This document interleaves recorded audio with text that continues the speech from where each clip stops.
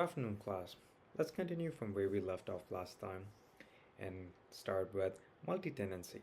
Multi-tenancy means that a single software instance can serve multiple consumers at the same time.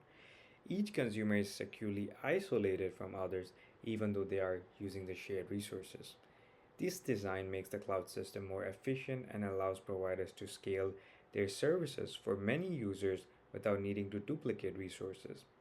Multi-tenancy is one of the features that give cloud providers cost advantages by making it cheaper. Another characteristic is resource pooling. Resource pooling can be defined as it's a means that providers group together large amounts of IT resources like storage or processing power and then dynamically allocate them among consumers as needed. Virtualization makes this possible by allowing a physical machine to be divided in multiple virtual resources. Resource pooling is closely tied to multi tenancy, since both involve sharing resources across different consumers in a way that it maximizes efficiency. The diagram here shows a pool of resources, and we have servers, storage, and networks being dynamically assigned to different consumers. Multiple consumers are connected to the same pool. This kind of shows how providers efficiently allocate workloads by drawing from a shared pool rather than dedicating resources for just one customer.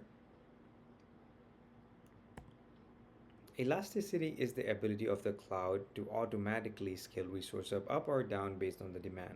If the demand increases, more resources are allocated. If the demand decreases, resources are scaled back. This flexibility is one of the main drivers of cloud adoption, since it allows organizations to match capacity to demand without over-investing in hardware.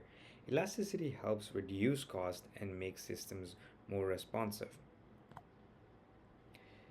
Measured usage means that cloud systems track exactly how much of each resource a consumer uses. This is important for billing, but it also provides accountability. Consumers pay based on their actual consumption, like the hours of compute power or the gigabytes of storage. Even in private or non commercial clouds, measured usage is useful for monitoring and optimization. Resilience refers to the ability of cloud systems to continue operating even if the part of the system fails. This is achieved through redundant resources and failover mechanisms. If your servers or even an entire data center goes offline, workloads can automatically be shifted to other resources. Resiliency improves reliability and availability, making cloud services more dependable than many traditional IT setups. In this diagram, you see redundant resources and failover paths. If one server or the data center fails, the workload is automatically shifted to the other. The arrows showed this rerouting emphasizing continuity of the service. The point is that resiliency is built into the cloud. Workloads don't stop because one component breaks. Cloud delivery models. Cloud delivery models are predefined combination of resources packaged for consumers. There are three primary models: infrastructure as a service, platform as a service, and software as a service. Each offers different levels of control, abstraction, and responsibility for the consumer. Understanding these models is essential because most cloud services you encounter will fall into one of these categories. Infrastructure as a service, defined as IaaS, delivers raw infrastructure resources such as servers, storage, and networks. Consumers manage and configure these resources through cloud interfaces. Virtualization makes scaling and customization easier. With IaaS, the consumer has significant control but also significant responsibility. Characteristics of infrastructure as a service. IaaS gives consumers control over how resources are configured. IT resources are typically provided as freshly initialized virtual instances where the consumer must set up and manage. Administrative responsibility lies largely with the consumer while the provider ensures the availability of the infrastructure. In IaaS environments, Virtual servers are the central resource. Consumers specify the amount of processing power, memory, and storage they need. The provider guarantees performance and capacity through SLAs. Virtual servers are flexible and can be easily scaled to meet the changing needs. Platform as a service can also be called Paas, provides a ready to use platform for developing and deploying applications. Consumers don't manage the infrastructure, they just focus on writing the code and deploying their applications.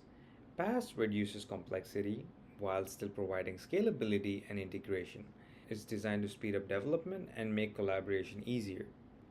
The diagram on this slide shows the Paas model as the middle layer between the consumer and the infrastructure. This visual reinforces that the Paas is all about simplifying development, which is the provider handles the hardware and the runtime while the consumer just builds and deploys applications. Paas is popular because it accelerates application development. It comes with pre built tools and frameworks, making it easier for teams to collaborate and deploy consistently. Consumers rely on the provider to handle infrastructure and runtime scaling, so they can focus on building and improving applications. Software as a Service, or SaaS, delivers fully developed applications over the internet. Consumers simply use the applications without worrying about installation, deployment, or maintenance. SaaS is most visible model to everyday users. SaaS benefits and uses. The main benefits of SaaS are reduced cost and reduced maintenance. Consumers don't need to install software locally or keep it updated. Providers handle the updates, security, scalability on behalf of all users. This model is ideal for standard applications that are widely used across many industries. Combining delivery models. In reality, providers often combine delivery models. For example, SaaS application might be built on top of Paas environments hosted on Iaas infrastructure. This layered approach provides flexibility and efficiency. Understanding how these models overlap help consumers design better strategies and avoid problems like vendor lock-in. The diagram here shows how Paas application can be layered on top of an IaaS. At the base, you see IaaS providing raw infrastructure like servers, networks, and storage. On top of that, we have Paas, the platform environment that offers frameworks, middleware, and runtime services. The arrows between these layers make it clear that Paas itself relies on IaaS underneath. This diagram visually explains that the stack-like nature of cloud models. In the next diagram, it shows a SaaS application being consumed by an end user. That SaaS application is built using PaaS tools, which themselves run on IaaS infrastructure. The relationships are drawn with connecting arrows, emphasizing that one service model can exist inside another. This diagram drives home the point the cloud delivery model are not isolated, instead, they often combine in practice, with each layer depending on the one below it. Deployment models define how and where cloud services are hosted. The common models are public, private, hybrid, and community clouds. Public clouds are open to anyone and operate on pay as you go basis. Private clouds are dedicated to a single organization, whereas hybrid clouds combine public and private resources. Community clouds are shared by groups with similar needs. Each model has its own advantages and governance requirements. To summarize, cloud computing is organized through clear roles and boundaries.